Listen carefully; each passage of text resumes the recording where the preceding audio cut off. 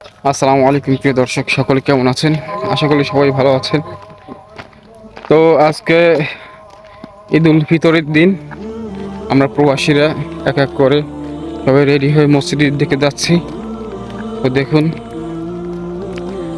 আমরা প্রবাসী, আমাদের কি আর কোনো ঈদ আছে, মার্কেট আছে? জাস্ট নামাজটা পড়ে আসি, শেষ। আমাদের ঈদ ওই পর্যন্তই শেষ। এই যে আমার গায়ে যে পাঞ্জাবিটা দেখতে পাচ্ছেন, এটা হচ্ছে আজ থেকে প্রায় 7 বছর আগের পাঞ্জাবি। তো বেশি ছাড়া কম হবে না, 7 বছরের বেশি, 7 থেকে 8 বছর হয়ে গেছে এই পাঞ্জাবিটার বয়স। তো এই পাঞ্জাবি গায়ে দিয়ে আমরা মসজিদে ঈদের নামাজ পড়তে যাচ্ছি। এইখানে মসজিদে ঈদের নামাজ পড়া হয়। তো সবাই আমাদের জন্য দোয়া করবেন। আমরা এখন যাচ্ছি ঈদের নামাজ পড়তে। সব বাইরে এক এক করে আসতেছে, দেখতে পাচ্ছেন পিছনে আমার। তো এই হলো আমাদের প্রবাস জীবন। এখন হাঁটতে হাঁটতে যাচ্ছি মসজিদের দিকে। 15 থেকে 20 মিনিট হাঁটা লাগবে, এরপরে মসজিদ পাবো। আর আমাদের বাংলাদেশে তো প্রত্যেক মোড়ে মোড়ে মসজিদ, কোনায় কোনায় মসজিদ। আর এখানে মসজিদটা অনেক দূরে দূরে মসজিদ।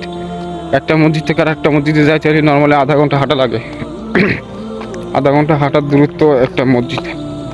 আর এইখানে যারা লোকাল, এরা প্রত্যেকটা লোক গাড়ি আছে, প্রাইভেট কার, সেই গাড়ি নিয়ে মসজিদে নামাজ পড়তে যায়। এই দেখতে পাচ্ছেন, এদিকে পিছনে একটা গাড়ি আসছে, সবাই নামাজ পড়তে যাচ্ছে গাড়ি নিয়ে।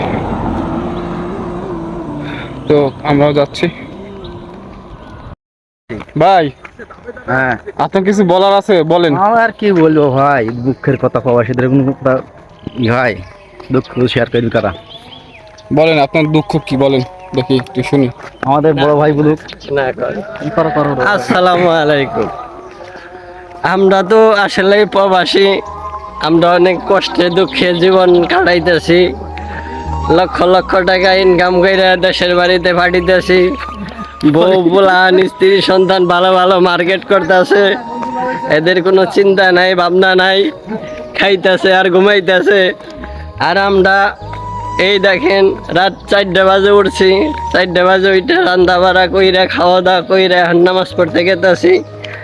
আবার নামাজ পড়া আসার পরেই দেখা যায় 10 মিনিট লেট হয়ে গেলে বউ ফইলা 4টা হয়ে রয়েছে, ফোন দেয় না, কথা কয় না।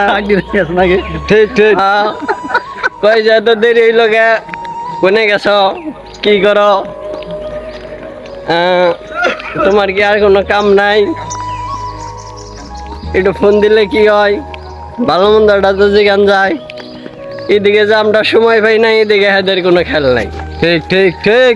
তো এই হইছে আমাদের প্রবাসের জীবন।